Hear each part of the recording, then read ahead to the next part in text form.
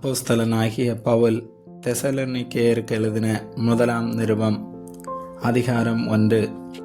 பவுலும் சில்வானும் தீமோத்தேயும் பிதாவாகிய தேவனுக்குள்ளும் கர்த்தராகிய இயேசு கிறிஸ்துவுக்குள்ளும் இருக்கிற தெசலோனிக்கேயர் சபைக்கு எழுதுகிறதாவது: நம்முடைய பிதாவாகிய தேவனாலும் கர்த்தராகிய இயேசு கிறிஸ்துவினாலும் உங்களுக்கு கிருபையும் சமாதானமும் உண்டாவதாக.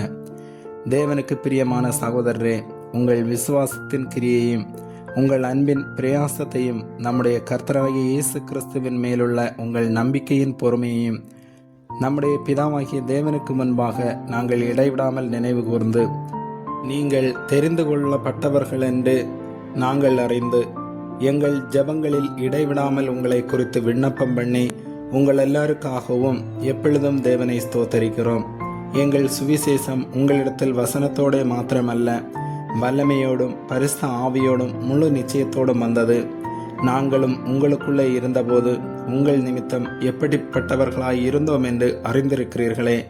நீங்கள் மிகுந்த உபத்திரவத்திலே பரிசுத்த ஆவியின் சந்தோஷத்தோடு திருவசனத்தை ஏற்றுக்கொண்டு எங்களையும் கர்த்தரையும் பின்பற்றுகிறவர்களாகி இவ்விதமாய் மக்கதோனியாவிலும் ஆகாயாவிலும் உள்ள விசுவாசிகள் யாவருக்கும் மாதிரிகளானீர்கள்.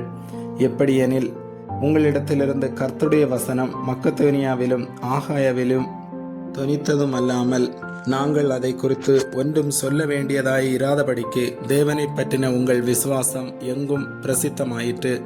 ஏனெனில் அவர்கள் தாமே எங்களை குறித்து உங்களிடத்தில் நாங்கள் அடைந்த பிரவேசம் இன்னதென்பதையும், ஜீவனுள்ள மெய்யான தேவனுக்கு ஊழியம் செய்வதற்கு நீங்கள் விக்கிரகங்களை விட்டு தேவனிடத்திற்கு மனம் திரும்பினதையும், அவர் மரித்தோழ்ந்தெழுப்பினவரும் இனிவரும் கோபாக்கினே என்று நம்மை நீங்களாக்கி ரட்சிக்கிறவருமாயிருக்கிற அவருடைய குமாரனாகிய இயேசு பரலோகத்திலிருந்து வருவதை நீங்கள் எதிர்பார்த்து கொண்டிருக்கிறதையும் அறிவிக்கிறார்களே.